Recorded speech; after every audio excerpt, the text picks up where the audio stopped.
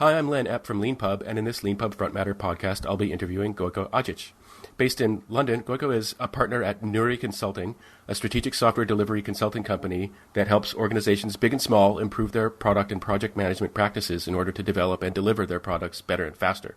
A popular and busy conference keynote speaker, he has won many awards in his career, including the 2016 European Software Testing Outstanding Achievement Award and the Jolt Award for the Best Book of 2012 for his book Specification by Example. You can follow him on Twitter at Gojko Adzic, and you can read his blog and learn more about him and his work on his website, gojko.net. He's the author or co-author of a number of LeanPub books, including the charmingly titled Humans versus Computers, and his latest book, Running Serverless, Introduction to AWS Lambda and the Serverless Application Model. In this interview, we're going to talk about his background and career, professional interests, his books, and at the end we'll talk a little bit about his experience as an author. So thank you for being on the Front Matter podcast. Well, thank you very much for inviting me. I always like to start these interviews by asking people for their origin story. So I was wondering if you could talk a little bit about where you grew up and how you first became interested in computers and software.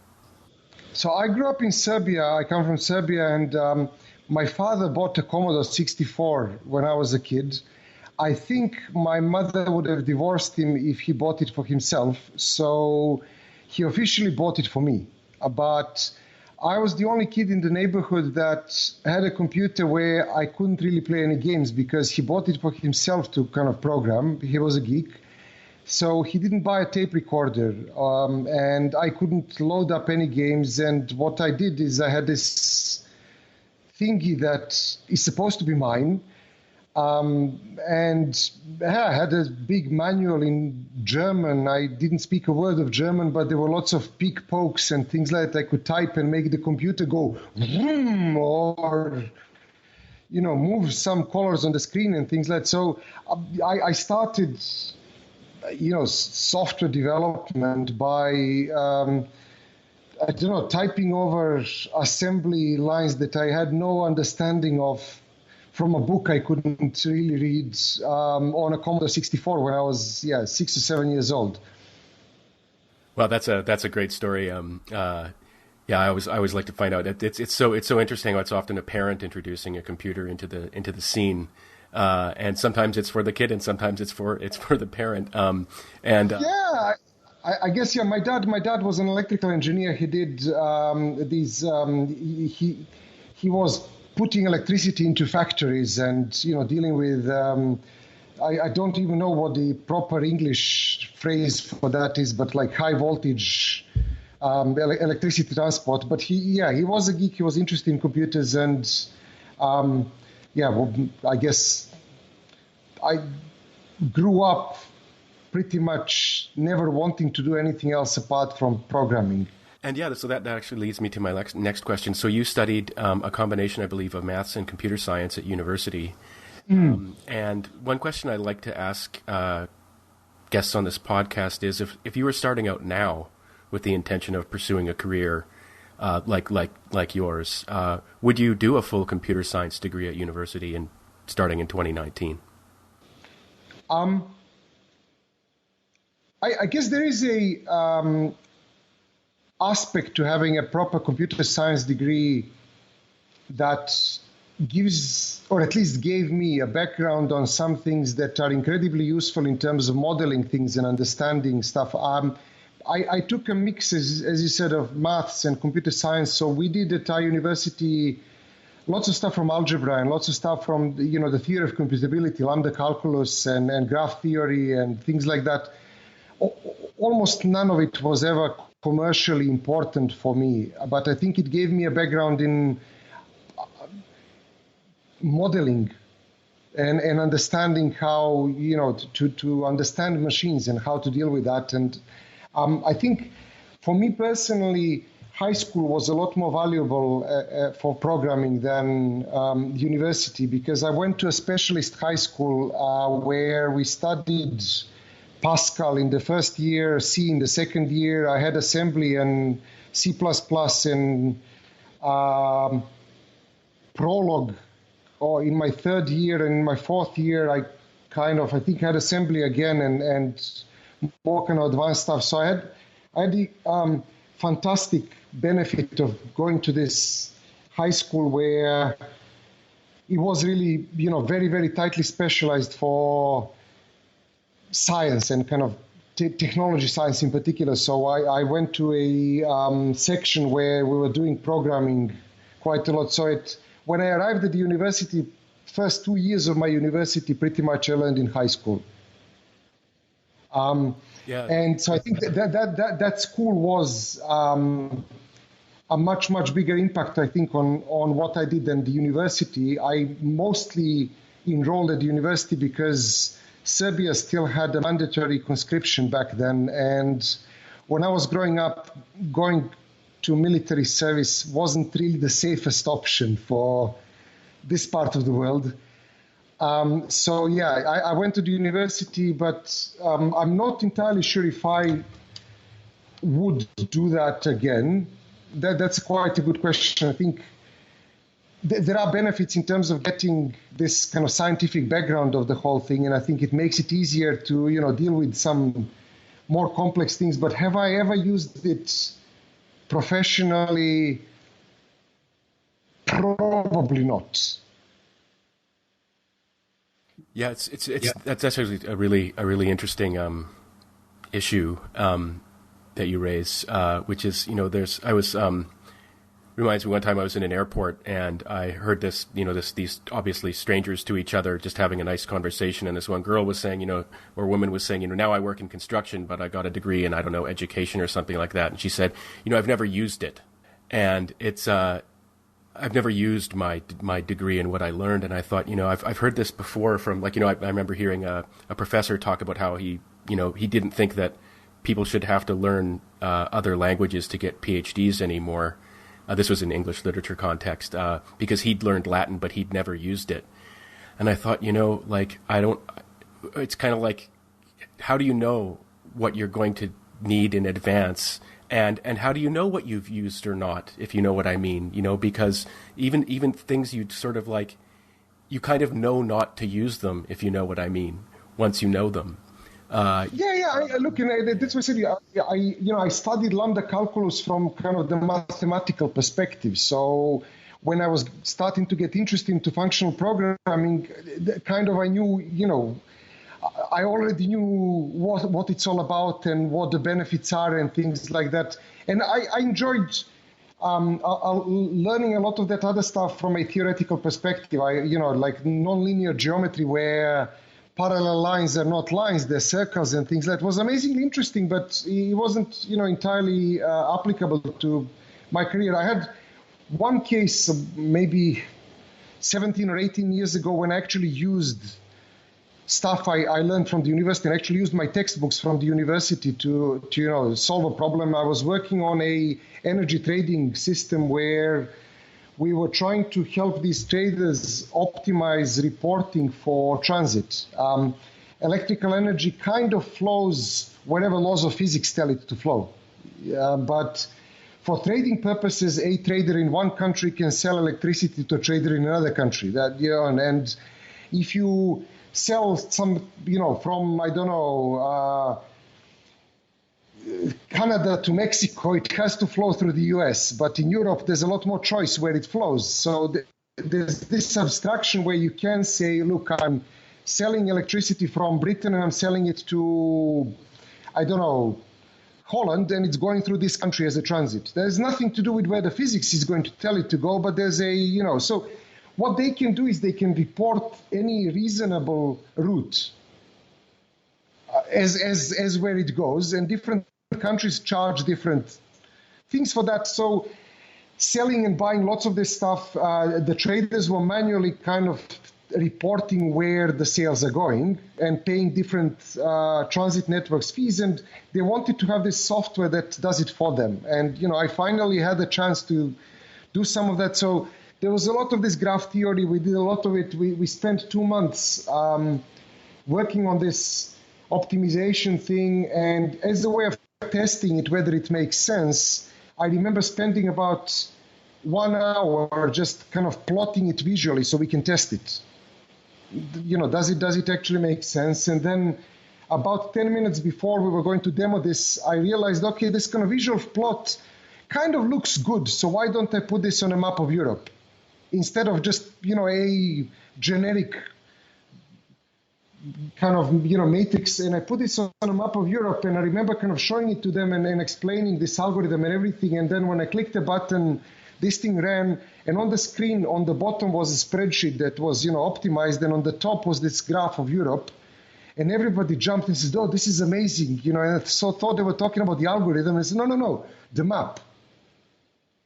And we could have just not done the algorithm at all. We could have plotted their own stuff on the map. So I think it is incredibly exciting to use kind of complex maths and complex models, but that's not what most of the industry does, especially not what most, like my experience is. Yeah, it's really interesting. You thanks for that great story. You were reminding me. So there's just a bit of a coincidence there. But when it comes to the practicality of what you learn, like largely, especially when you're very young, those decisions are often kind of made for you, and the only context you have is the context around you. And so where I grew up, we were talking a bit before this. We started recording this conversation, but I grew up in southern Saskatchewan, and when I declared that I was going to major in English, everyone around me was like, "What an impractical decision. What are you ever going to do with that?" And the answer was, "Well, I'm going to go to the University of Oxford and get a doctorate in English literature, and then I'm going to become an investment banker in London, and I'm going to do mergers and acquisitions in European utilities, including with big electric companies." Because, the kind of knowledge that you acquire being able to structure things spontaneously and communicate persuasively actually has a generalized applicability across all sectors, but so I guess it's just a long, your story and then my story, this long ways around of saying that like sort of narrowly construed judgments about what's practical can often be ways of kind of keeping yourself back. Absolutely. And closing off opportunities from yourself. And it's a bit of a paradox because, you only have limited time and you only have limited attention and you only have one life to live. So you do have to make decisions based on limited information, but you have to sort of leave an openness with respect to, your own ignorance, at the same time. Opening up options is really, really important. You never really know when one of these options is going to pay off or not. I mean, and you were talking about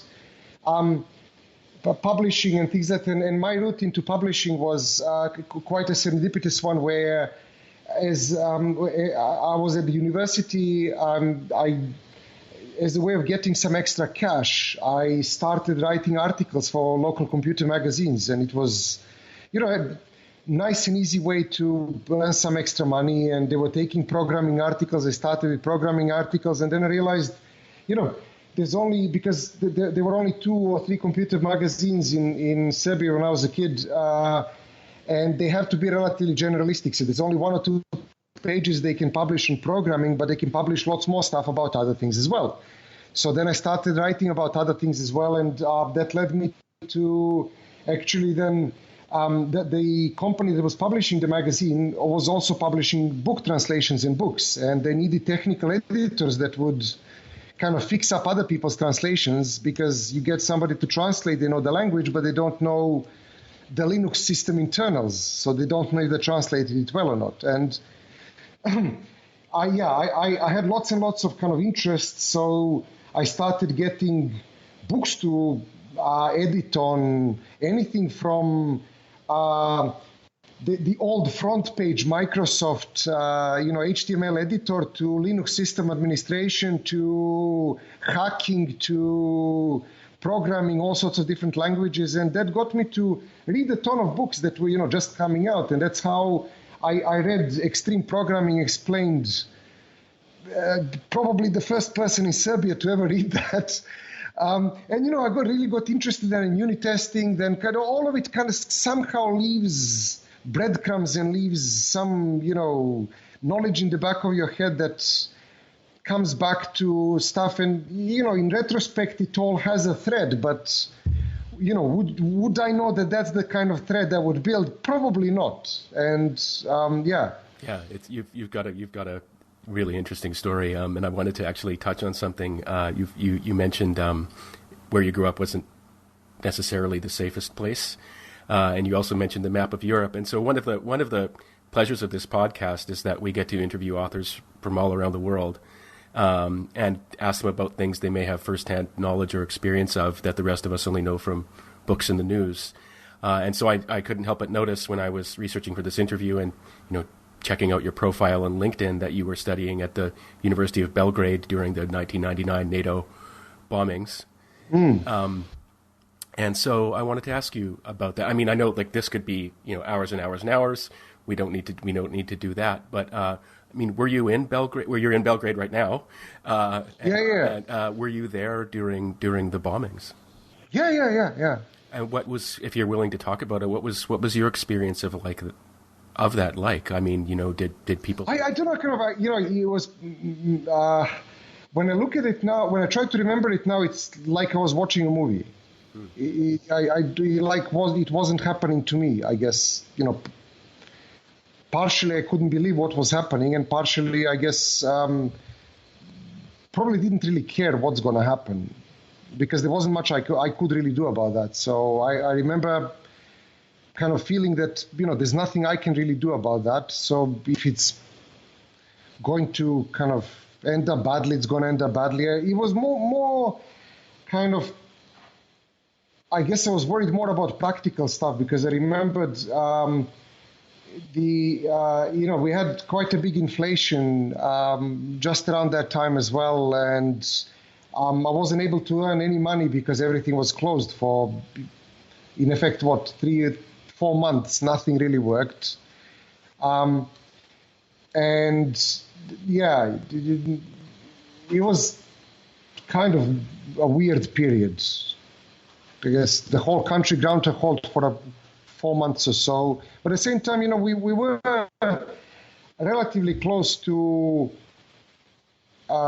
places where it was much, much, much worse. Like civil war never really reached Belgrade, where, just 2 hours driving from there, people were killing each other with tanks and shooting snipers at each other. So as, we were being bombed, it was fairly...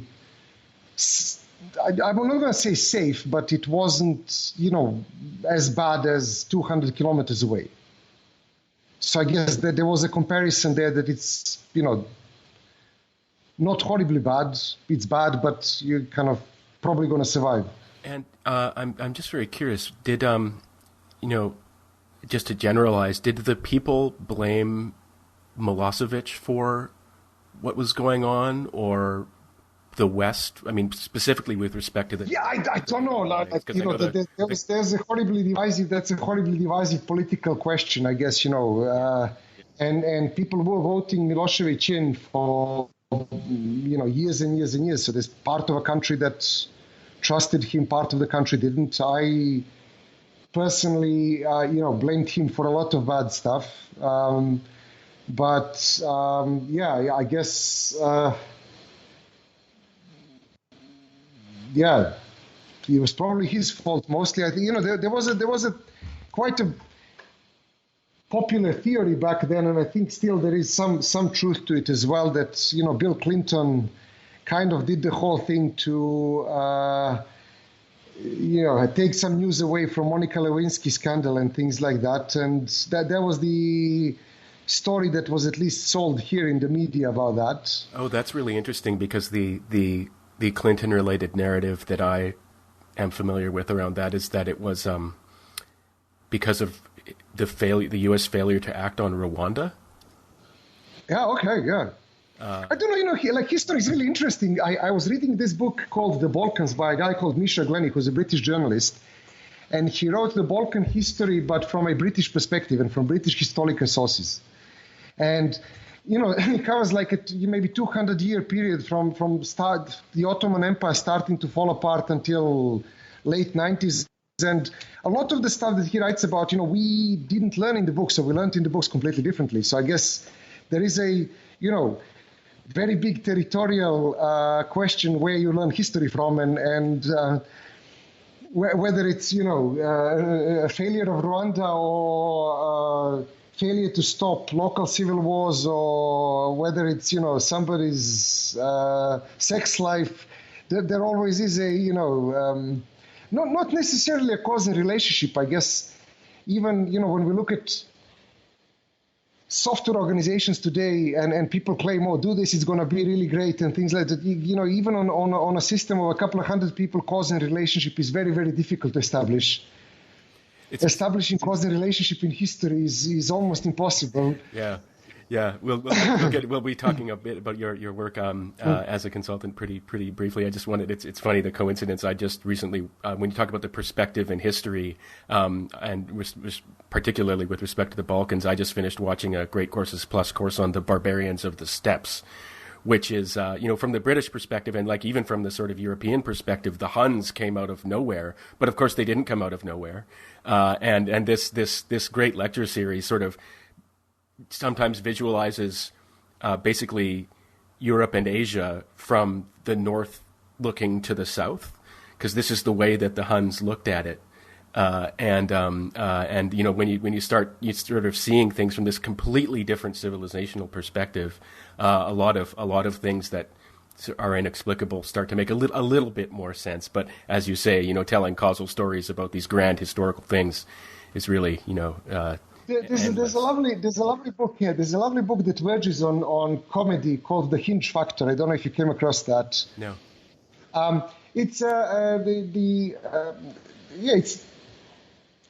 don't even know if kind of the author wanted to portray it as a serious history book, but it covers lots and lots of examples of history where there was a tiny influential factor that caused a massive historical change. So and that's kind of trying to establish cause and relationship in something like that becomes really difficult. So one of the stories they have in the book is how there was a charge of kind of the French Napoleonic army against the British army at Waterloo or something like that, where they overran the cannons, but the British killed all the cavalrymen that were carrying nails to nail down into the cannons, to kind of disable the cannons. Because what they would do, apparently, I don't know if this is true or not, is a cavalry would charge the kind of cannon battery, and then some of those cavalrymen would carry nails. They would nail the part of the cannon where you light the fuse, and they would disable the cannon. And, as this charge completed, enough of these nail-carrying cavalrymen were killed, so they couldn't disable the cannons, and then as a result, the British won. And just trying to establish cause and relationship in something like that is just completely ridiculous. And so whether there's probably not just a single factor that led to the bombing or the whole civil wars or whatever. It's very, very difficult to establish that, and that's where trying to untangle places where there's a lot of history is really difficult. Yeah. Well, we can try and untangle your history a little bit. Okay. Maybe we can have more detail on that. So you said you were writing articles. I believe that was for PC World. There were a couple of magazines here. There was a edition of the Global PC World for Serbia. I actually ended up being a editor-in-chief there for 2 years at the end. I was also contributing articles to a bunch of other magazines, actually kind of contributed articles to popular culture magazines, not just software magazines, because it was easy money. And I figured, somehow I could write. I think my Serbian language teacher and literature teachers would probably commit suicide if they knew I was making money on writing, because I would never had really good grades in anything that wasn't science related. The part of going to a high school that was specialized in science was you could literally ignore all the other subjects, because the school prided itself on having a very high grade average, which meant that if you had any awards on any competitions at all, you could not get less than a C grade, officially, for kind of any other thing. So subjects like psychology, geography, language, I pretty much did a denial of service there, but I still got a passing grade because I knew they couldn't fail me. That's really interesting. Thanks for sharing that. Because it's just surprising to me to hear that your books are so well written. To hear that you were getting bad grades in related subjects like that is sort of interesting to learn. And so you. I'm not exactly sure, but you ended up either living in London or working in London for. Yeah, I moved to London. I moved to London in 2005 from Belgrade. There was much easier to make a living in London than to kind of earn money in Serbia around that time, and I kind of wanted to go where good software is produced. Serbia was then and still is very much a outsourcing software country. There's a few local products, but most of the software done here is as means of making it cheaper, not better. And I'm quite passionate about, high quality stuff, not cheap crap. So and you ended up. Well, actually, I have one question. So, as someone who moved to London myself at one point, how did you adapt to life there? Did you just fit? Oh, I loved it. Yeah, I fitted in. I loved it. It's I think the working culture there is amazing, and I think the lifestyle there is very, very busy. I remembered my shock of seeing a river of people coming out of the Central Line the first time I saw that. Yeah, it is a country on its own, effectively. Yeah, and just ask a very specific question. So where did you live when you first moved there? Because that can make it. I made a mistake of thinking about London as a Central European city. So I thought, go and live in the center, because that's where things are. So I used to live near Marylebone. That's kind of a slightly northern part of Westminster, but still Zone 1, where the nice thing about that was I was able to walk to work, which, I wasn't able to do later. But the bad thing about that is literally kind of Friday after 5 p.m., nothing is there. So I used to live there. Then we moved to slightly more west. We lived in Putney, or kind of just across Putney Bridge in Fulham. Then we moved to Barnes, so kind of more or less western area of London later. Okay. And you ended up working for the company that you work for now. How did you, Nuri, how did you end up with them? No, that's my company. I started that. You started it. Oh, I didn't know that. Okay. Yeah. So I started that. That's my company. So I started it when when I was in Serbia, I was doing outsourcing gigs as well. And then when I moved to London, I took some of those gigs with me, but I also kind of started working for another company there full time, and then kind of did outsourcing stuff part-time. Then I kind of quit the full-time job because I realized I've never really been a good full-time employee. That's just not me. And I wanted to do more kind of shorter-term gigs and more consulting. So then I kind of, spent about 2 years, I think, or a year and a half trying to be an employee, and then decided they're just not for me. It's really interesting. And basically just continued growing the other company. And then the company is now a partnership. 3 other people joined the company at various different points. So now there's kind of 4 of us effectively as partners in the company. And I think one of the things that a lot of people who are sort of thinking of, breaking out on their own, who I think a lot of people actually feel the same way about being a full-time employee. How do you go, when you started out, how did you go about getting clients? Conferences. I think conferences are but again, we're talking about different threads. So one of the really interesting threads there is that as I was writing these articles for magazines and things like that, and when I became an editor, I started actually getting a lot of gigs for programming from that, because I got to know people got to know me, and then I realized when I moved to the UK, in Serbia, I had a reputation, I had a name. It's a small market. Everybody knows everybody, or at least it was a small market back then. But when I moved to England, I kind of literally didn't know anybody professionally. So I realized I have to, find connections. So I started going to lots of meetups. I started going to lots of conferences, started speaking at meetups and conferences. And I think that's probably the best way of getting contacts and getting clients that I can kind of recommend early on. Books helped, because a book for me is a 250-page business card. But the books help, but a book is a much, much bigger investment, and a book requires a relatively narrow topic. Going to user groups, going to meetups is a low-risk, low-budget way of getting to know lots of people. Speaking at meetups is a very low-risk thing. You don't have to prepare a fantastic keynote. You just have to have a topic you want to talk about. And I think that's a amazingly good benefit of London, where there was something happening almost every night.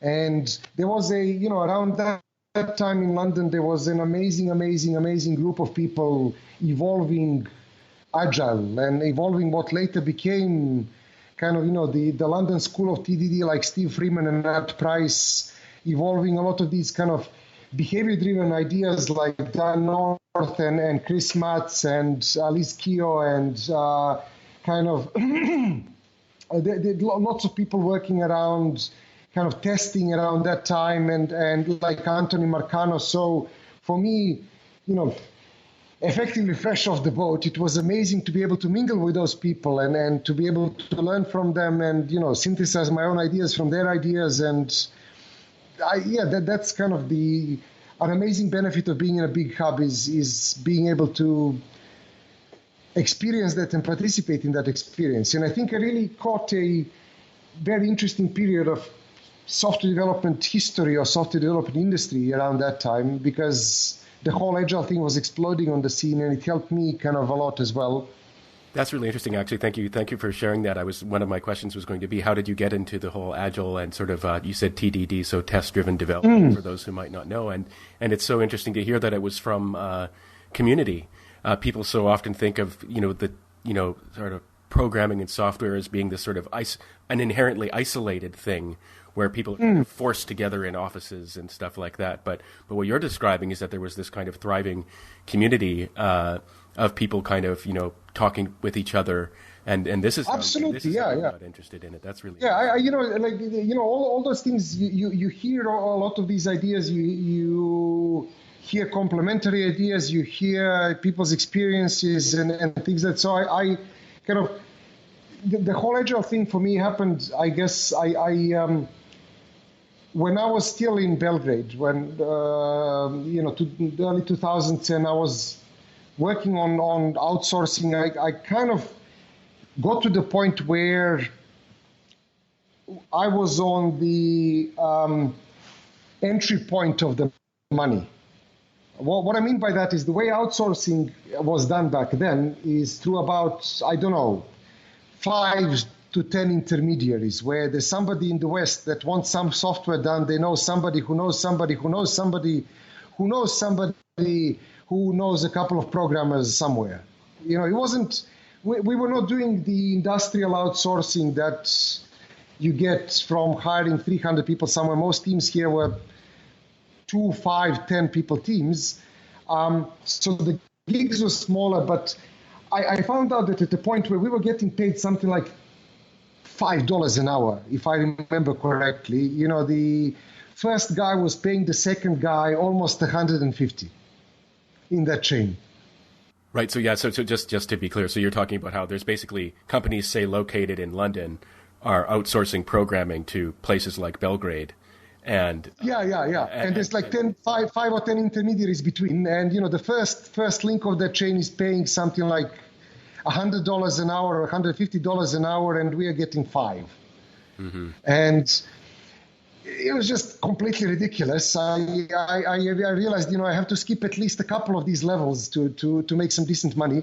So I managed to get myself into the point where I was actually talking to the people who were, on the other side of the border. And at that point, I was responsible for converting a fixed amount of money into something that was a variable amount of time and money. So I was responsible for getting the thing out so it doesn't come back. Because we were giving people not necessarily just time and material quotes, we were giving people a fixed amount of money. That's what they wanted to get, quotes.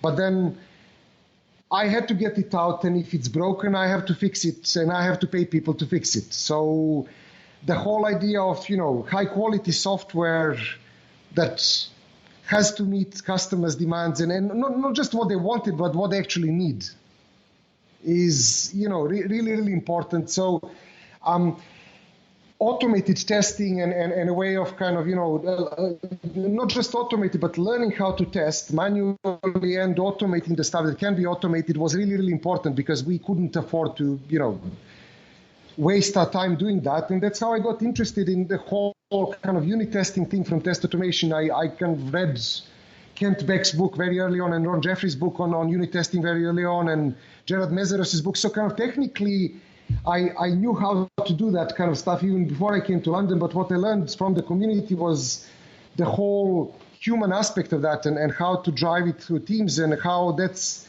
there's a lot more to just technically designing a good test. There's kind of figuring out what you want to test. And I got into the whole agile thing from the testing side of things. But then, as I was part of a very small, probably insignificant part of that community, they were discovering lots of interesting things.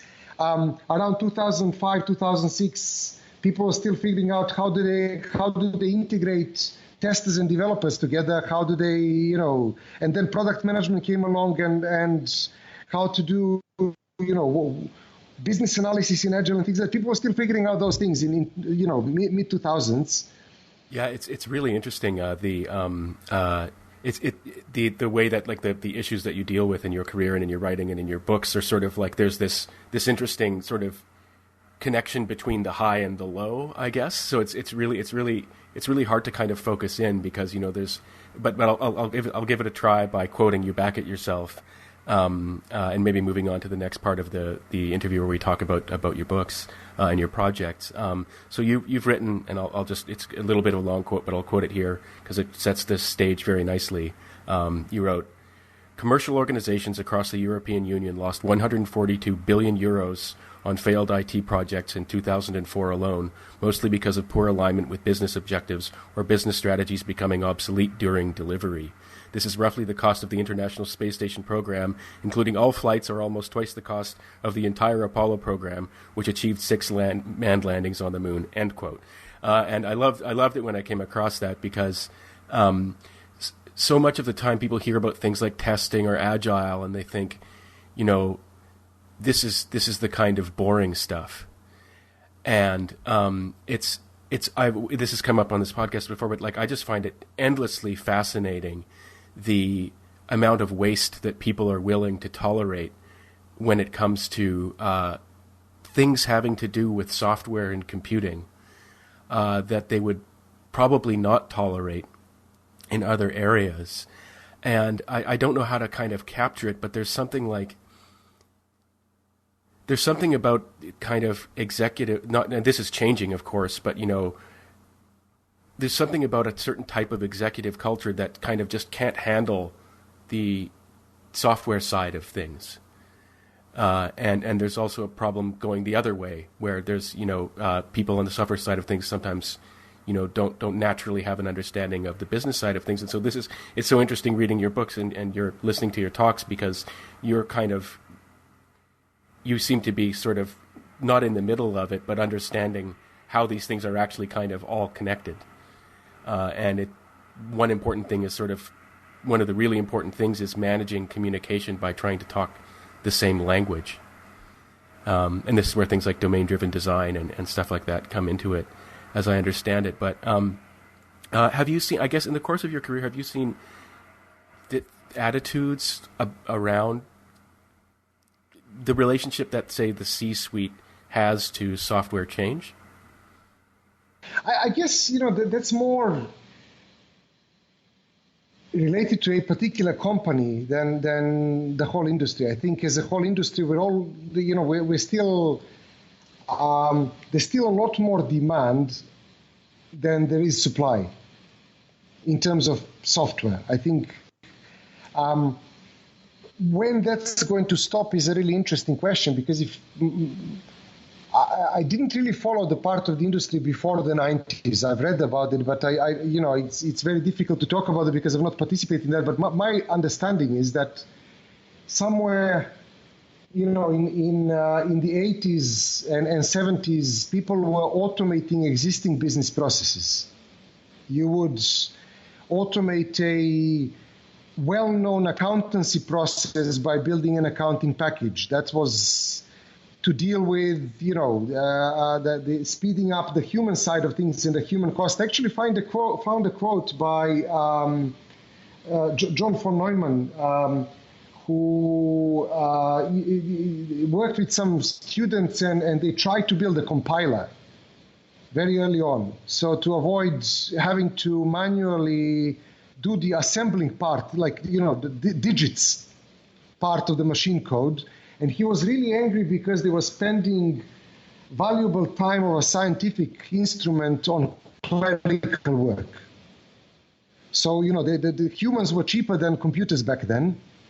And then we got into the situation where computers were significantly more powerful than humans. They could do these, census things and things like that humans couldn't do. But then somewhere in the 80s, we got to the point where computers were cheaper than humans.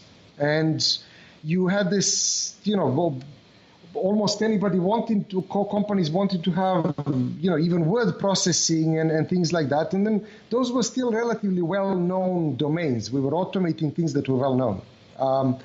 And somewhere in the 90s, the whole PC revolution really took off, and then people were building lots and lots of interesting things to make, this PC machine useful. But what we're doing now is mostly not really automating existing stuff. People are looking for new business opportunities. Even traditional businesses like banks are experimenting with new stuff, new technology, and there's a lot of it that is wasteful because the software is wasteful. A lot of it is just because those things are bad ideas. And, people are experimenting with different business ideas just using technology. And there is an element to that as well. And I think, one part of it is really to figure out how do we not waste too much time building software that doesn't make sense. But, has the attitude of the C-suite changed? I think different companies, different levels and different things. I worked with a couple of big companies where the attitude was actually reversed because a different CEO came in or a different CIO came in. And then, they went all the way back to proper project management and, proper plans and things that, it's probably going to take 5 years for them to go back again to trying to understand what's going on. Mark Schwartz had a really interesting piece of statistics in his book, The Art of Business Value, I think, where he talks about how the average lifespan for a chief information officer at a large company is something like 18 months. Where, 18 months is easily fungible into a software project that, doesn't deliver or something like that. So, we get through these cycles where you replace the head of IT at a company every 18 months. There's very little continuity there. And, the new person comes along and they always have to prove that whatever the old person did was rubbish. So... Yeah, that's very surprising to me, actually. I did not know that. What is the reason for that? I mean, is it because someone moves on, or is it because of just internal competitive pressure? Yeah, I don't know. It's, probably general short-termist thinking driven by, the market pressures or technology changing. That is a big question. But, with that lack of continuity in large companies, it's very difficult to do anything serious. I mean, yes, you can build a lot of software in 18 months, of course, but can you properly launch a new product and make it grow and things? Probably not. It still takes a couple of years to properly grow a good new product. Not because software is slow, but because that's how market takes things. Facebook didn't become Facebook overnight. And they are an example of absolutely stellar growth, but it took them, at least 5 years to actually properly be the number one on the scene and things like that. And that is an outlier where, I assume most other products, at least what I see, take a couple of years to grow into something that is a proper product. I don't know, you were talking about LeanPub starting in, 2011? 2010, I think, yeah.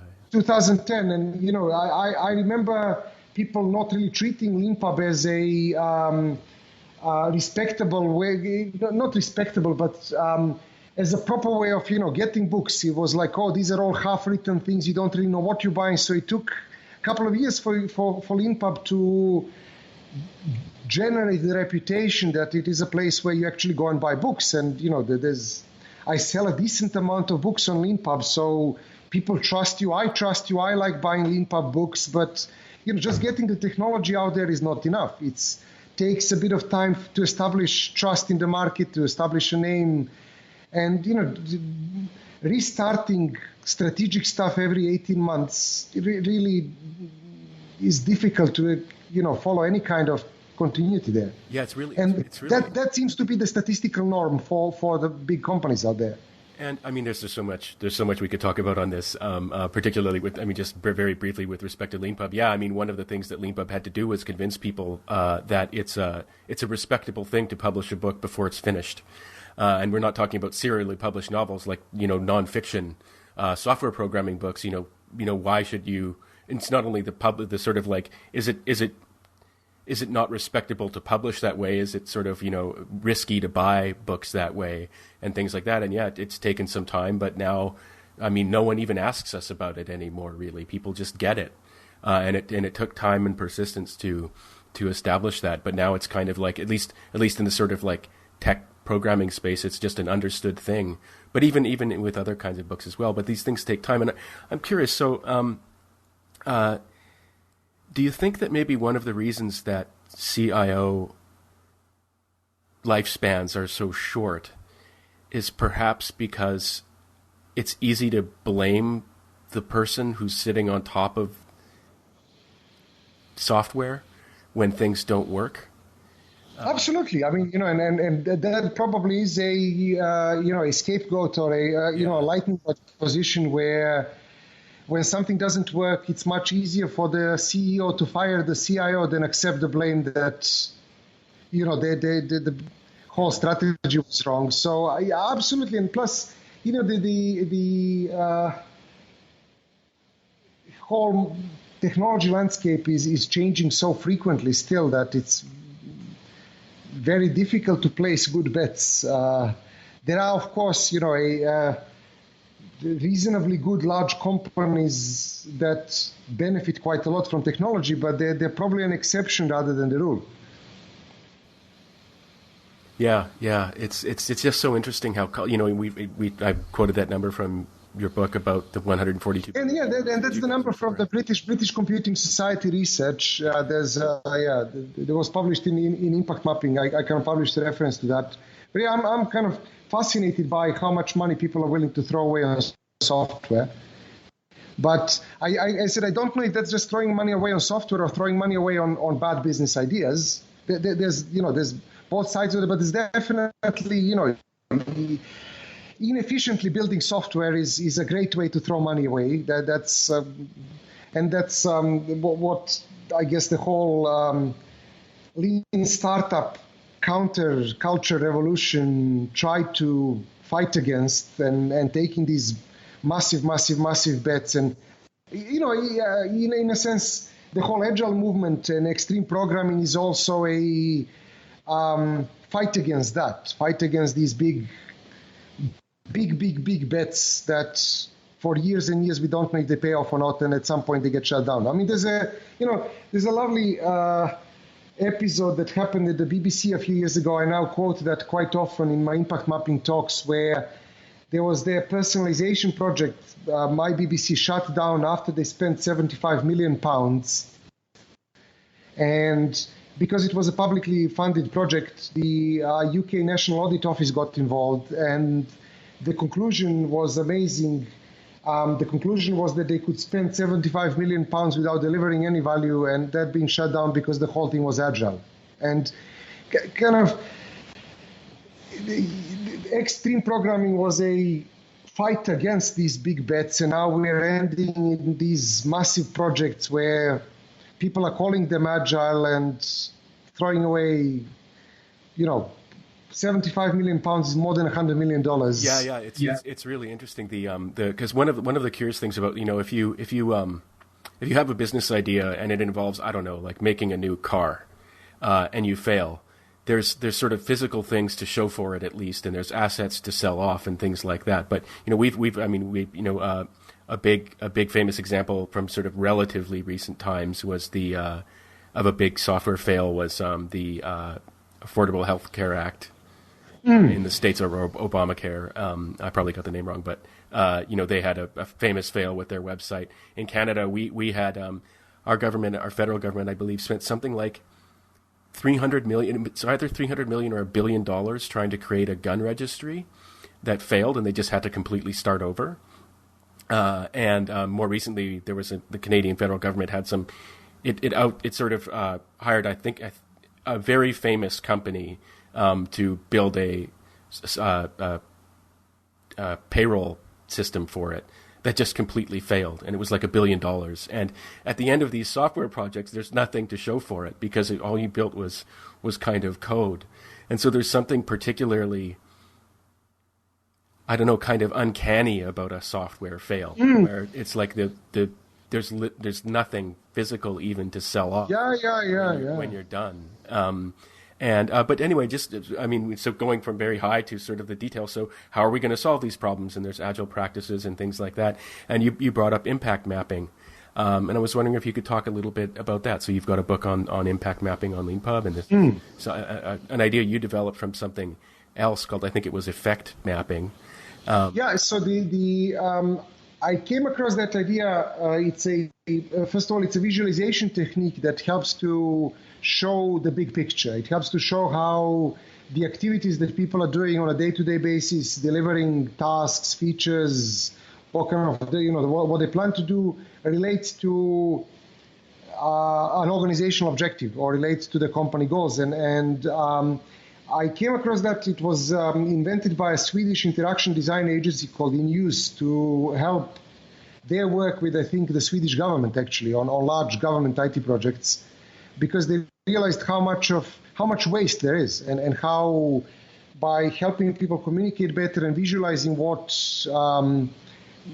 really needs to be done, and helping people understand their assumptions, and that how much more effective people could be.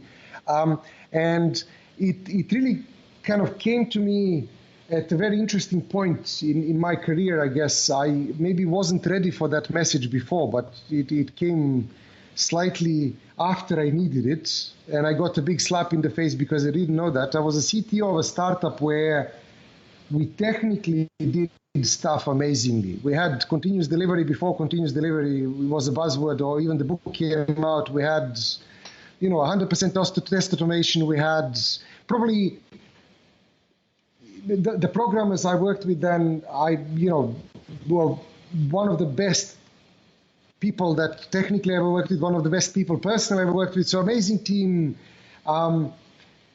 Technically, I think we did everything right, and the company ran out of money. And I got to the point where I didn't have money to pay rent next month because I wasn't taking a salary. I was hoping it's going to, explode and become big. And I really realized then that all this technical stuff is kind of pointless if we're not building the right thing.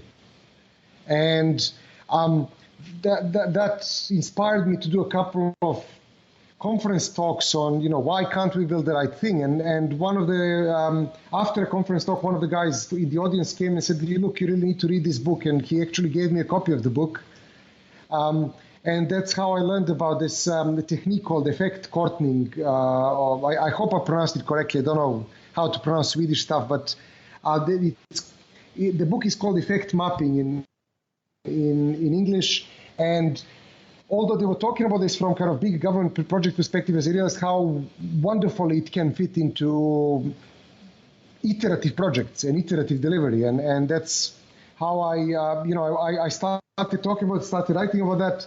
I was really excited about that and, tried it out with a couple of clients. I had to go back to consulting after the startup failed. So, I went back full on to make money for it. And we were experimenting, we were trying it out, and based on some early experiments, I remember talking to Craig Larman about this because we shared a similar client and went out for dinner, and Craig actually said that, effect mapping is not a name that people will instantly get in English. There needs to be something punchier, so he suggested impact mapping as a name, and impact mapping it became. That's one of the most important tools in my arsenal now to develop good products and figure out how not to waste time and focus on the right things. And the way it works is kind of like a mind map, if I understand it correctly. So you sort of start with a sort of statement in the center, and then you branch off these kind of child statements that can have child statements of their own. Yeah, so it kind of, the idea is that you relate a higher level business goal or something that kind of, you want to achieve for the next milestone, 3 months, 6 months, a year or something like that, and then relate it to smaller business changes that need to happen in order for that to happen, and then link that to technical changes or software features or smaller business activities, deliverables that kind of you want to achieve. So there's, after I started researching this, there's actually quite a lot of similarity with a bunch of other ideas. There's a lovely book I read last year where they explain the same thing but from a slightly different perspective called 4 Disciplines of Execution, where they talk about how everybody can measure at the end whether the thing succeeded or failed. So it's very easy for the Canadian government $1 billion later to realize that this project failed. But it's very difficult for people to know that after they spent only $1,000 or only $10,000 because you still don't know. And that's because it's very difficult to measure something on a shorter time scale that gives you a good indicator of value. It's very easy to measure effort, but it's very difficult to measure value. So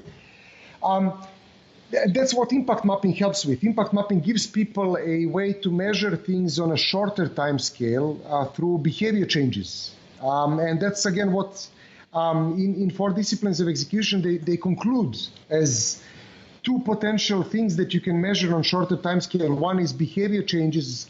Will people do something better, faster, cheaper, easier? Will people publish books differently than they did before? With LeanPub, they can publish books halfway through production and they can get feedback. That's a difference. That's a behavior change. Will people buy books that are unfinished? That's again a behavior change, and you can measure kind of behavior changes there, and you can focus on achieving behavior changes. And that's that's the core idea in 4 Disciplines of Execution, but it's also a core idea behind impact mapping, where you map software deliverables to behavior changes that these deliverables are going to lead to kind of longer term business goals, and look at these things. And the genius of that is that behavior changes are observable on a shorter time scale, but behavior changes are also scalable. In order to achieve something, if I'm supposed to get people to click on a button 50% more than they are now, that's a behavior change. If I get them to click 2% more, that's already valuable. It should go live. Yeah, that is the core of iterative delivery. How do we know that, the essential question that people need to ask themselves when they are delivering a software product is, are we moving in the right direction? Not are we there, but are we moving in the right direction? And if we're not moving in the right direction, how do we move in the right direction while we still can? And that's why, I use a metaphor of a GPS where with the GPS navigator, the fact that you have turn-by-turn navigation is what makes the whole difference. People had maps before, and you could find yourself on a map before. People had, ways to measure longitude and latitude and things like that. But having turn-by-turn navigation and cheap replanning is what really brought the revolution there. And having good operational awareness where you are at every moment. So it's not a big issue if you miss a turn. The GPS navigator will replot it and tell you where to take the next turn. And with what impact, why the reason why I'm so passionate about impact mapping is impact mapping helps people create a GPS for their software delivery. And so just a couple of things about that. One is, just so people understand, if I'm correct, the exercise of impact mapping, when you sort of make this kind of mind map, is not to make a plan necessarily. Stick to here are some steps, and we've all got to stick to them. The higher level thing is to have a conversation. Absolutely, so there's a shared and visual understanding, a visualized understanding, because you can't have a shared understanding unless you're all kind of looking at the same thing. And having it externalized, having it visual, so people can make sure that they understand the same thing. Making it tactile so people can play around with different priorities and options is what really makes the big difference. And again, not just creating a plan, but actually creating a bunch of compatible plans where you can start, choosing things. When you start researching something, lots of compatible ideas start popping out. One of the books that really opened my eyes to explaining this thing slightly differently and learning about this more is Adapt by Tim Harford. Harford is a British economist, and he wrote a book on why linear plans tend to fail. No, not in software. He doesn't understand software. He has he actually has a case study about software in the book, or not a case study, a story, but I think he didn't really understand what was going on there. But there's lots of really wonderful stories from civil engineering, from government planning, from the military, where he talks about how linear plans tend to fail because replanning is difficult when unexpected things happen, and how he comes up with this three principles for good plans. And one of the principles for good plans is that a good plan has to have variation. So it has to have more than what you will just end up delivering, so that if something unexpected happens, there's options for you to choose right there and then. As I said, the magic of a GPS navigator is it made replanning cheaper. If a mistake happens, there's all of these other options that are there for you. So an impact map is kind of a menu of things you can do, but you're trying not to find, it's a roadmap in a true sense, where there's a map of roads. You don't want to take all the roads. You want to take the shortest, fastest, cheapest road, but the fact that all these other roads exist is beneficial because there's a plan B, a plan C, a plan D, and all of it there as well. So an impact map is a visualization of this whole landscape, what we could do to cause potential impacts in the business that we might want to do or might not want to do that could lead to this objective. And it allows people then to, agree on it as a plan, agrees people to replan cheaper and easier if replanning needs to happen. And it allows everybody to be really, really focused on this thing we want to achieve and subordinate everything to that. I'm actually now writing another impact mapping book, and that should appear on InPub in a few months. We've done a bunch of interviews with organizations where they've adopted impact mapping and interviewed them about how they applied it and what the benefits are. And we spoke to a big government agency. I still can't publish the name because we're still going through the process of getting permissions, but a huge US government agency where they were stuck in this process where for a year and a half they were collecting requirements. Nothing else, just collecting requirements to replace an old system with a new system. And a new CIO took over and basically realized this is never going to be finished. So instead of this whole Word document, they got all the stakeholders in the room, spent a few days impact mapping, created a plan, and they realized that what they wanted to do is they wanted to cause a behavior change where a human caseworker can process more cases per day. That is the whole thing. And, they published that number. Everything else was subordinate to that number. And they were choosing software features that helped them do that. They were measuring very quickly, is the number growing or shrinking or staying the same?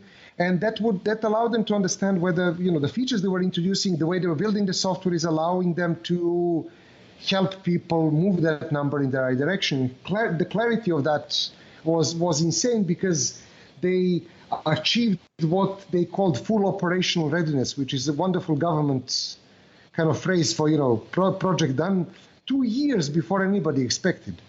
Yeah, it's really fascinating. There's so much to touch on there. One of the really interesting things that you talk about in the book as well, and you sort of glanced at or mentioned here briefly, is that if you're sort of coming up with a sort of, like, I'm going to put it in quote unquote plan, because often people think that's just like a sort of series of steps that you've all predetermined.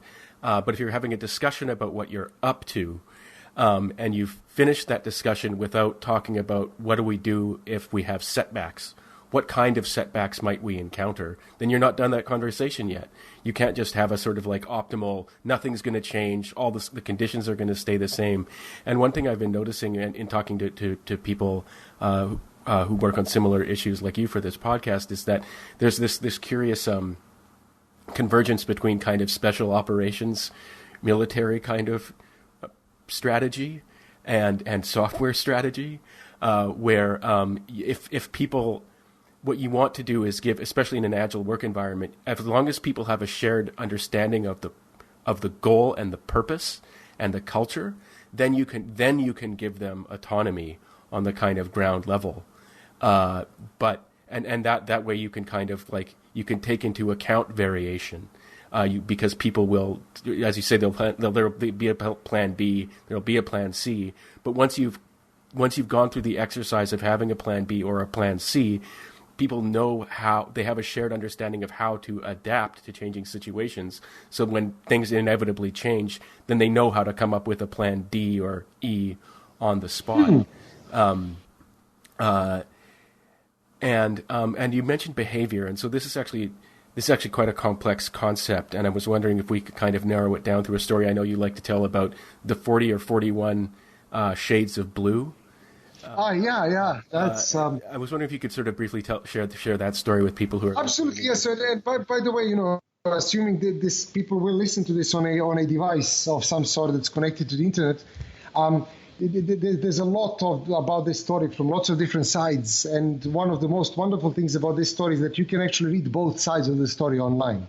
It's usually read one perspective, but with this, because you can actually kind of find people on both sides of the story online, then you can make up your own decision. So at Google a while ago, the head of design wanted to change the color of the links on the homepage, and this was, I don't know, not the first change they were introducing. So the engineers, my understanding is, got a bit pissed off with all the changes. Can I say pissed off on the podcast, or do you need to cut it out? Yeah, it's a podcast. Okay, yeah. So, so they wanted to kind of challenge that a bit and wanted to figure out how do they test that this is right and what makes this color good. And now we have this situation where somebody who obviously is, one of the top professionals in their work, who rose through the ranks to be the head of design at Google, coming up with a color. Well, that's their responsibility, and the color was supposed to be a lot more noticeable to a human eye, according to color theory. Now, what the Google engineers did at this point is they kind of knew about the trick with behavior changes. So they were asking about not how to test this, whether they've done what they were being asked to do, but how to test whether what they were being asked to do was a good idea.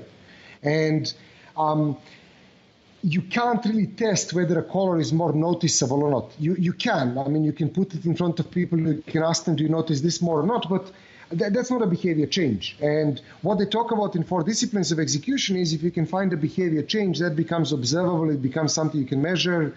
And you don't end up asking people what they want. You end up observing them. And on a side note, that's probably one of the most brilliant things I've learned from, in my career is don't trust users to kind of, know what they want or to tell you what they want, to observe them and then figure out what's going on. So how do you observe users? Well, you observe a behavior, you look for a change. So they kind of figured out that if this color is a lot more noticeable, people will be clicking more on ads. And then that night, as the name of the episode popularly suggests, Google developers deployed that color, but also 39 other colors of blue. And they proved that, in effect, if you kept that color for 100% of users over a year, I don't remember the exact number now, but it's easy to find online. It's probably something like $250 million lost revenue. Because, that color might be more noticeable when you print it on a $5 million Heidelberg printer that actually prints that color. But when you show it on a cheap LG phone, it's not that color. It's some abstraction of it. And who knows why? Yeah, as you said, people are unpredictable. Unexpected things happen. So, the head of design, depending on whose side of story you read, either was fired or quit. And as a result of that. But yeah, that's a big question of how much does a change in color cost? Does it cost, 20 minutes of somebody's time reconfiguring CSS files and maybe an hour of testing, or does it cost $250 million in lost revenue? Although somebody very, very important says this is the right color to use, humans are unpredictable, essentially. That's part of a problem, and especially with a multitude of devices, with a multitude of usage patterns and things like that. That's really, really difficult to predict what's going to happen. That's actually a great opportunity to segue to talking about another book of yours, Humans versus Computers, when you bring up the unpredictability of humans. And it's so interesting because we have these wonderful machines, and you talked a little bit about how the computers have improved over time and become, dramatically more powerful than they were in the past. And then so they're applied to all kinds of problems that they wouldn't have been applied to necessarily in the past. But there's all kinds of, the computer itself is supposed to be a sort of predictable machine. But when it starts interacting with unpredictable humans, all kinds of things start to happen. And one of the examples that you have in your book has to do with license plates. And what was? Let me just see. I've got it right here. There was one. Oh, there's a couple of examples. There's kind of void license plates, null license plates. There's 7x's license plates. There's people have thought all sorts of all sorts of curious ways of getting vanity license plates, and that interacted with bad assumptions in software systems quite a lot. One of the loveliest examples of that was, I think, a software developer who thought it would be funny to get license plates for void, not knowing that in his county the software system was developed so badly that if the courts voided a ticket, if they threw it out in court, the only way they could record that in the software system is to record it against void license plates. So all of a sudden, this poor guy started receiving parking tickets and fines for everything that was voided last 10 years, because before that, nothing was matching, and now all of a sudden... Yeah. Just to be clear about that. So it's such a great story. So for someone got a vanity license plate that instead of having the usual combination of letters and numbers that's kind of random, it said void. But the computer system had a sort of classification for void license plates, and so this guy who had the license plate that actually had the text void started getting mixed up with things that were classified as void. And it's really interesting too how, for example, I think another example might be someone who had a license plate somewhere in the States that was missing, was the vanity. Yeah. And what happened was, and I might be mixing up the examples, but it's the same kind of thing, where what would happen was the local kind of parking attendants, if they couldn't get a license plate for some reason, they would type missing. Absolutely, yeah. That's because, again, a stupid software system where somebody put that as a mandatory field. There's that's a famous example. There's another example of somebody having a vanity license plate for no plates, which is a wonderful combination of two bad software assumptions. So the first one was when he was trying to get license plates. I think he just sold a company. So he just became rich and, bought a yacht, and he wanted to have boating or sailing as license as valid licenses, but the software to ask for that required at least 3 choices, and he couldn't think of a third choice. So as his third choice, he wrote down no plates. Like, this is a mandatory field, but I don't want anything else unless you can give me one of these 2. And because, everything is automated now, he actually got plates that were no plates. Somebody interpreted his answer as like, don't want this as no plates. He thought this was funny, but very similar to the example you gave. In California, I think parking attendants were instructed to type in no plates into the software for issuing parking violations when they couldn't read the plate or where the plates were missing. So I think at some point this person was receiving something like 2,000 parking tickets a day or something insane. Yeah, and it's crazy. And there's another example, I think one that people might be a little bit more familiar with, where there was a guy who had like an unfortunate IP address, a farmer somewhere in the middle of nowhere, and then that IP address was associated with criminal activity and things like that. And all of a sudden, he's got police vans at his farm. I mean, these people actually was an elderly couple. You've put me on the spot now. I don't remember exactly the names. I can find it in the book, but it's all in the Humans versus Computers book. But I think James and Theresa Arnold, if I remember correctly. So they rented this farm in Kansas, in the middle of nowhere, where they didn't even have a computer, and all of a sudden people started showing up. FBI showed up to search for missing laptops. There were people showing up from all these 3-letter government agencies almost every week, and the local sheriff had to put up a sign in front of their house saying that if anybody wants to arrest them, to come and talk to the sheriff first. That's how badly it got. And actually what happened is somebody sold to the US government a system that was translating IP addresses into physical addresses. But anybody who's done stuff with computers knows that there's no accurate translation for that.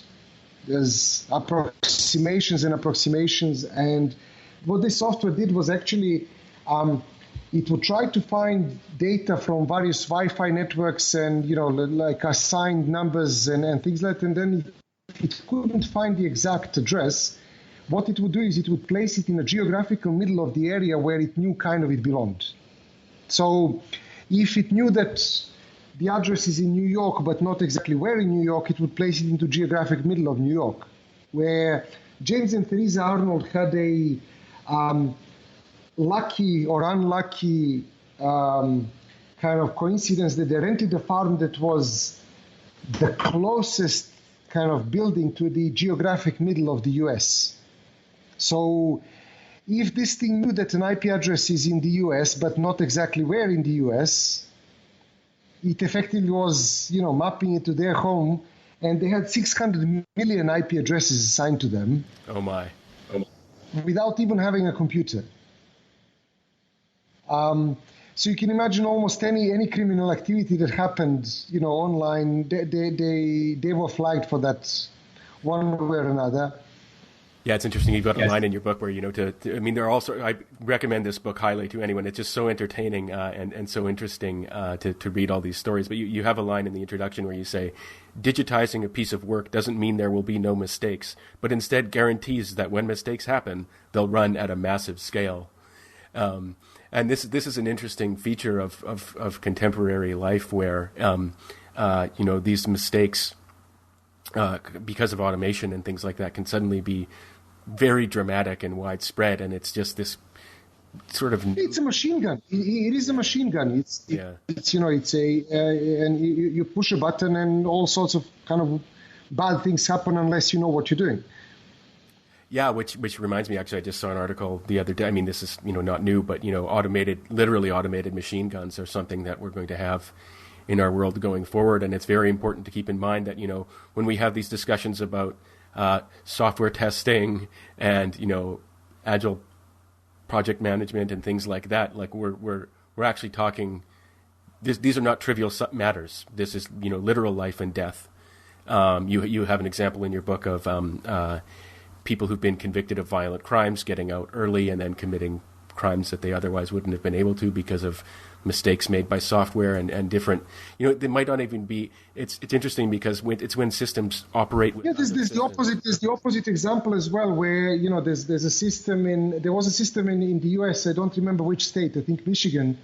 And there was a similar system in Australia that was automatically issuing fines and penalties for tax fraud or benefits fraud, not tax fraud, benefits fraud. And the system was quite buggy. I think the Michigan system was wrong 1 out of 10 times. And, they were sending these massive fines to people who are on benefits, so, they don't have money to pay. And there were a couple of people committing suicides because of that. They were, lost faith in community and figured out there's no way out. And this is really the danger that now software is running everything. That is the danger of kind of small mistakes just having this massive ripple effect and the way shortcuts as well that happen in development can actually have a real impact on people. So, for example, you've got a great example about bad things can happen if your last name is null. Yeah. When I was reading that, it reminded me of I'm not a technical person myself, but one of the ways I got hazed when I started working on LeanPub was like, Len, go internationalize the website. And one thing when I was trying to set up the Norwegian language, it just wouldn't work, and it was because I'm probably going to get this wrong, but the 2-letter code for the language was NO. There was something I was doing in Rails that thought this was like no, not NO. Not the language. No. It took me forever to figure out what was actually going on, and it's interesting how these details of the way we're sort of like because software is writing, and there's this sort of inbuilt problem that there's this difference between the sort of text that you write when you're writing normally, like when you're writing out people's names, and the text that you're writing when you're writing the software, and these two things can become conflated, and it's just an inherent because writing is writing and software is writing. Yeah. I mean, any writing can be misunderstood by a human or by a machine, and and that kind of leads back into what I mentioned earlier. I think 70s, 80s, people were automating well-known processes. You were automating a accountancy process where there is an accountant that knows how that is supposed to work. So the big challenge is how do you transfer the knowledge from a person that knows how it's supposed to work to somebody who knows how to program. But today, my guess is that a lot of the software, maybe more than half, is written about stuff that even business people don't really know how it's supposed to work. Mm-hmm. You're doing this machine learning, artificial intelligence thing that guesses benefits fraud. Well, do we even know how to properly detect benefits fraud 100% of the time as humans? Probably not. And automating that makes it really, really problematic. One of the lovely examples I read recently that came out too late for the Humans versus Computers book, but there was a system in China they developed to automatically fine pedestrians when they cross a street outside of a pedestrian crossing. And it was, a marvel of technology. They're doing face recognition, they're doing automatic fining, they're sending fines out. And when they turned it on, there was a lady that got, I don't know, tens of thousands of fines the next day from all over China, which is physically impossible. Even if she crosses the same, somebody can cross the street a couple of thousand times in a day and get a couple of thousand violations, but this is from all over China, so you can't really walk there. And it turns out she was a model for a advert that was printed on the back of city buses. Oh my God. And the face recognition software was catching her face in the middle of a street that wasn't on a pedestrian crossing and automatically issuing a fine. And, we can laugh about that, thinking about, well, yes, of course, that would happen. But, did anybody designing that system from, the administrators to the police to lawmakers to business people to software to developers and testers, did anybody think, well, obviously there's going to be somebody on the back of the bus, will we recognize that?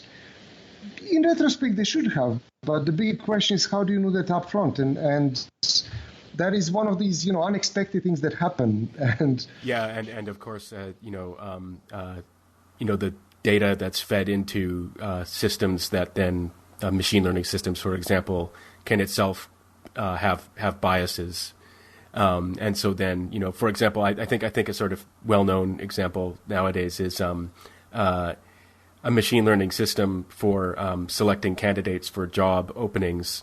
If it's trained on data that historical data for a company that conventionally didn't hire women, you can say, for example, pick a stereotypical company like a construction company, then what the machine learns is that men are better at this job than women are, and so you should be biased in favor of hiring men if you want to succeed. And so that it just because there are sort of numbers and information doesn't mean that something's objective or even absolutely. And I think I actually have this reference in the Humans versus Computers book. I don't know if I read that before or after the book came out, but there was a serious scientific research comparing face recognition algorithms, concluding that there is a very, very statistically significant difference between the accuracy of the algorithms done in kind of China, Japan, and kind of the Pacific countries on that side, and on the other side, Europe and the US, where algorithms done in Europe and US are much, much better at guessing white people's faces. Mm-hmm. They don't differentiate Asian background people's faces that much, where algorithms developed in Japan and China, they're much, much better at differentiating Asian people faces, but they're not as good as kind of, differentiating white people's faces. As it always happens, if you are a minority in that situation, like, you're black or you are from, a native Canadian tribe, then basically, tough luck. You don't have enough programmers to worry about you, and there's just this whole training bias for all these models that is insane. And the more we kind of rely on these things, and the more we use on these things, we are going to institutionalize and automate bias. That's what's happening. Whether that is legal or not is a question for courts, I guess. But I think one of the things that's really going to be problematic there is in Europe there is a legal requirement. I'm not entirely sure of when it will become law. Probably kind of in a few years. I can dig out the details for the podcast listeners, but about kind of explainability and justifying the decisions made by a machine. So if you're denied a home loan, or if you are, arrested because an algorithm said you have to be arrested, you have the right to ask for an explanation, which for a lot of these machine learning things, there is no explanation. It's just pattern matching, which is, institutionalized racism and institutionalized bias. And, do people with a flat nose, make more parking violations? Well, I don't know. Yeah, it's a really dangerous world we're going into, and let's hope that the regulation can at least respond and hopefully even anticipate these kinds of problems, because notoriously governments lag way behind handling even we have something in Canada called the Castle laws, which took years to develop, and it's the Canadian anti-spam legislation. And this is something as simple as dealing with email, and what should the rules be around who you can email? What should those rules be? Took years and years, and they kind of got it wrong. And then when you talk about things like, and there are companies out there right now doing all this kind of, machine learning on biased data, and people are getting caught up in this all the time. You mentioned the courts, and I wanted to just mention something. So, just before we started this call, I was going through Humans versus Computers, and you had a great case in there of these two guys who walked into the same sort of shop half an hour apart and both won the lottery. And it was discovered later that this was because of a bug. And so at the time you wrote the book, the case was not. And so then these guys, the lottery retracted the money from the wins from the two men, and so they sued. And at the time you wrote the book, this case hadn't been concluded, and I just looked it up, and they lost. Okay. Okay. It says the anomalous drawings in the conclusion to this. This actually the legal document. It says the anomalous drawings were not legal lotteries because they did not have the required element of chance. The court. So that shows you that a large software multinational corporation that deals with lotteries has probably more money to pay lawyers to. Exactly. And two people who thought they won a lottery. I mean, that's. Yeah, you wrote about a different case in the book in British Columbia where a similar thing happened, but the nice, we're so sorry Canadians actually did pay out. That is the Canadian thing to do, isn't it? So that's... Yeah, apologize to try and make everybody happy. And so actually just moving on to we've been talking for a while now, moving on to the last part of the interview where we talk about your experience as an author. So you started writing early on in your career, not necessarily so in such a dedicated way in high school, but after college and during college. And you started writing books at a certain point. And I was wondering... if you could talk a little bit about how that came about. What was your first book? So my first book was called Test-Driven Development with Fitness. I became really enthusiastic about this whole communication aspect of test-driven development. And this was, before the buzzword behavior-driven development was coined, or before we kind of knew how to do testing properly in Agile. And we were talking about early to mid kind of 2000s, and there was this wonderful tool that wasn't really well documented, and I started documenting it for my colleagues and the developers I worked with, and then I realized there probably is a book in this, and I thought, I could give a bit back to the community. It was an open source tool. I could give a bit back to the community by documenting it and, helping other people use it more effectively. So I started doing that, and then I proposed that as a book topic to the pragmatic programmers. And they kind of, said yes, but then about 6 months later, when the book was finished, they said no. Apparently not because the content of the book is bad. I don't even know if that was true or not, but because one of their editors left and they had to cut down on the amount of, the books they were processing. So I don't know if that was a genuine explanation or whether that was just to tell me that they wrote a really bad book and they don't want to publish it. But then I was left with this book that was written but not having a publisher, and there was a significant delay. I was waiting for these things to brew, and I didn't want to do that thing again. And I thought I could go find another publisher and wait 6 months again for them to decide, or I could just, publish it, because I thought I wasn't even doing this for money. I was doing this to give back to the community. And self-publishing was just exploding on the scene back then. And I realized, I could actually self-publish this rather than publish it through a publisher. So that's where I spent a considerable amount of time building my own LeanPub toolkit before LeanPub came out, and built it using XML and DocBook and, all these other things. So at the end, I had a single make script that built a PDF and built an EPUB and built a, I'm not sure if I built a Kindle version. I don't think Kindle was out then yet. Or if it was, then I had a Kindle version as well.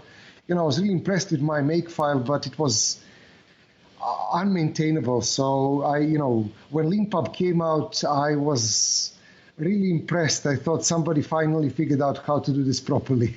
And what was it? What was it in particular about what we were doing at the time that attracted you? Was it writing in, for example, the ability to write in plain text? Yeah, I think Markdown. It never really occurred to me that I should be writing this thing in Markdown. I don't know when Markdown kind of appeared on the scene, but writing a book in XML gives you lots of really interesting things, but is not fun. And it's really difficult to get a copy editor to edit it properly, where, in Markdown now, I write in Markdown and I have a copy editor that edits it directly in Markdown. She doesn't use Git, but I send her Markdown files. She sends me back Markdown files. I put it in Git. I have an It's much, much, much easier to work with that as a topic. Plus, you kind of shorten the whole loop between a book and sales, where the content between, the first book I self-published, I sold through this online marketplace called Lulu, which, the turnaround time is interesting if everything works, but if things don't work, they were really bad. I once waited a month for them to resolve something where, with you, I sent an email to hello@leanpub.com, and Sunday evening I get a response that, says something's happening. So I think that was a perfect product for me. Yeah, one of the it's interesting. I mean, you talk about how you developed your own book publishing process, or book writing process, book file production process yourself, and one of the really interesting things about doing sort of support for a company like ours is we're often dealing with people who really know what they're doing. And so often, it's funny when I talk to authors, they're often like, sort of thank you for answering our email on a Friday night or a Sunday morning or something like that. And it's like, thank you for providing all these awesome details that help us fix a problem or provide a solution, because the typical LeanPub sort of author knows they can see behind what the problem is, if you know what I mean. They can see probably what the cause is behind the problem that they're encountering, and that helps us improve LeanPub for everybody. So when we get these great sort of support requests, it's actually really, really, valuable to us. And so I noticed that for your latest book, you used our Bring Your Own Book feature. What process are you using now? So I'm kind of for this book I went to kind of a manual thing, so to Pandoc basically, because I wanted to have more control over code highlighting. That was kind of the deal breaker there. I actually wrote it first. The whole book was done in LeanPub, and then I sent it out to reviewers. But when I finished the review version, that the code highlighting was not what I needed, and because this book has a lot of YAML examples, and YAML is very finicky and fidgety and very specific in terms of line breaks. I had to get line breaking in code examples done very reliably on all platforms, because I wanted to be able to refer to a particular line in the text. So I kind of converted it from LeanPub Markdown to just the code examples got converted to what Pandoc understands, and then I could build my own filters. Pandoc, one of the loveliest things about Pandoc is Pandoc allows you to kind of build a script that it runs as part of the build process, so you can replace parts of Pandoc. So I could build my own code highlighting engine for the book. That was kind of where I assumed getting you to do that specifically for this book was a bit too much to ask. But even in that case, I used LeanPub as a way of getting the book lean part out through the review process, and then the final layout I wanted to have more control of. Okay. Which is very similar to, I guess, how I did with my other books. I would do a LeanPub version to work on the text, and then give it to a graphics designer. I work with this brilliant graphics designer called Nikola Korac, who does all the layouts for all my books. and then he would kind of properly do it in InDesign. And, we always have a printed version of a book that's professionally laid out with, so kind of, instead of working with Nicola this time to do the professional layout, I actually used, a machine laying out thing, but primarily because I could build my own filters for that. And so, maybe there is some feature for Leanpub authors there later to build their own, plugins. Yeah, it's really thanks for sharing the details. We really appreciate that. One of the sort of canonical uses of Leanpub is to use our own book writing workflows while you're, to write and publish your book in progress if you want to publish in progress.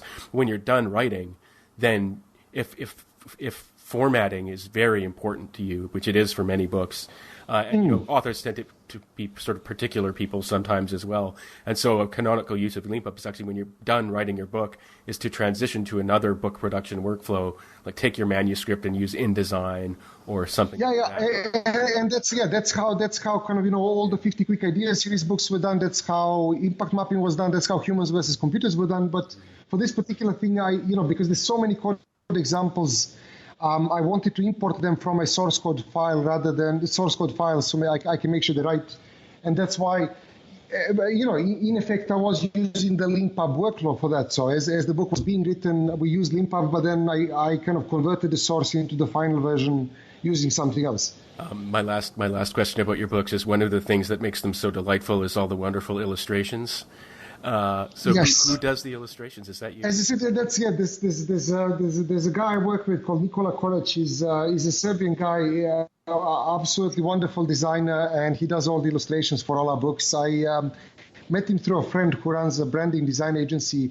When I was a lot younger and had a lot more free time, I tried to draw a bit as well. So And then when I wrote Impact Mapping, I wanted to put some illustrations there, and I drew, 50, 60 illustrations, and I put it in a PDF, and I sent it to this friend of mine and I said, look, I can still draw. I didn't completely forget this. And he replied saying, well, maybe you should give this to a professional. I said, okay, fair enough. So find me a professional. So he put me in touch with Nicola, who did some contract work for him. And Nicola is absolutely amazing. He understands exactly what, we need to describe, and has this whole visual language. And I think, luckily, now he almost became associated with our books, so people can recognize those kind of illustrations. And I think that's wonderful. So yeah, he did illustrations for the Serverless book as well. So there will be some really nice illustrations there. We actually had quite interesting, I guess, political discussion there what to do, because very often especially for impact mapping, and there is some truth to that as well. We occasionally get complaints that there's not enough diversity in the books. Like we're not showing enough people from diverse backgrounds, and it's. Obviously, we're not doing it the right way, but whatever we try, people still complain. So I kind of, my mission for this book is to also do an experiment, like how do we avoid this whole thing? And the conclusion was just don't show humans, which is really problematic because, from my early magazine working days and from my book editing days, I know that humans like to look at humans, and it's just having illustrations of dead objects around is problematic. So we decided to personificate this thing, and we created this kind of bee that is in all these situations that looks like a human, has, 2 legs, 2 arms, and things like that. But there's, no white people, no black people, no... it's a minefield. It's impossible to get, everybody happy, and, I don't then have to... And it's a shame. I value diversity, but it's a minefield for somebody who's an author. Especially illustrations need to be illustrative. They're not supposed to fight a political war, but we seem to be at a period now where it's, the best thing to do to avoid complaints is just avoid the whole thing at all. Yeah, actually, thank you very much for talking about that. This is, you're not alone, of course, in this. The fights over emojis and things like that are something that everybody will probably have heard about with respect to diversity and things like that. Did you, and I don't mean to make light of it, but did you ever see the show Community? No. There's a relevant joke about their school's mascot that I can send to you and probably link to in the description, which you'll get right away. But it's a genuine problem, both for people who are creating content and for people who are consuming it, because at the same time as one person might want to see more diversity, and particularly, people like them represented in things, when someone goes about then visually representing them with respect to the characteristics that they want to see, sometimes those then get represented in a way that they don't like, that other people might not like, if you know what I mean. And it can be like, well, okay, so you depicted, say this person is Asian, but if then what the role that person, the role that identity is then mapped onto might be something that people then object to having that identity mapped onto, if you know what I mean. So exactly. It's just like, and it's not inherently fraught because, like, woe is me, kind of like, as a creator, why am I subject to these complications? It's like, because the whole thing in real life is fraught. It is a very complicated topic, but I appreciate that topic is quite important, but it's very distracting from the message that I want to have in, if I'm writing a book on serverless programming, I'm not writing a book on cultural diversity in the world. And if the illustrations are there to provide support for the book readers, if they become distracting, then then it's missing the point. And the problem is that it's very, very, as a indie author where everything is coming out of my own budget, it's very difficult to fight bigger political fights at the same time as delivering important technical content. And I kind of my solution is just, for this book, my solution is just don't even try to get into that. Yeah. Well, so we'll see. We'll see if people complain that I have too many bees and I don't have enough wasps. Yeah. Or Yeah. Well, thanks for being willing to talk about that. This is something that I think, people producing content of any kind all over the place, all face, and we don't really talk about it enough because it is. The problem with if you look at any kind of illustrations need to support the content and very often resort to stereotypes, because stereotypes are easy to recognize. They're supposed to be recognizable, but then at the same time, as you said, putting people in a stereotype situation might be offensive, and that's why I guess now I have a bee. Yeah. Bees still don't have political activism. We'll see with machine learning if that's going to happen soon. Yeah, but that's true. So the last question I always like to ask in these interviews is, if there was one thing we could fix for you on LeanPub, or one thing we could build for you, what would you ask us to do? And bracketing, what you've already talked about. Well, yeah, kind of for most books, SciWrite LeanPub is just like perfect, totally perfect. We talked about this before the interview. It's like you had my picture on the wall when you were designing, the product. So I think kind of one problem that I always have as an indie author is promoting the book, and any kind of features around automating promotion and engaging with that is good. But at the same time, there's a whole minefield of GDPR and things like that helps prevent people from building features they want to build. And that is something that, at the same time, needs to be judged and played. But yeah, in terms of kind of this particular book I wrote last, being more flexible in terms of code formatting and line breaks and things like that is an interesting thing. And I think, programming language-wise, that probably is something that would be useful for other technical authors as well. There are a lot of LeanPub books with a lot of code, and a book as a physical medium is kind of relatively narrow, not wide, so you can't really fit a lot of code in.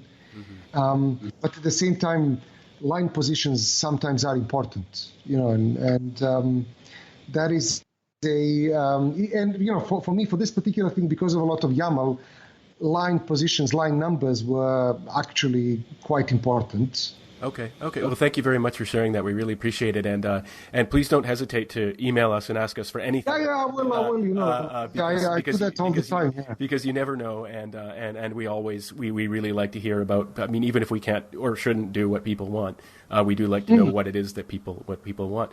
Well, thank you very much, Gojko, for thanks for inviting me to do this. And I should mention you're doing this sort of late at night. It's I think it's about 12:30 in the morning where you are in Belgrade right so now. It's 1:37 in the morning now. Okay. That's thank you very much for this. We really appreciate it. And thank you very much for being a LeanPub author. It's always fantastic to see. Thanks for creating LeanPub. You've made my work significantly easier. Okay. Thank you. And thanks, as always, to all of you for listening to this episode of the Front Matter Podcast. If you like what you heard, please rate and review it wherever you found it. And if you'd like to be a LeanPub author yourself, please go to our website at leanpub.com. Thanks.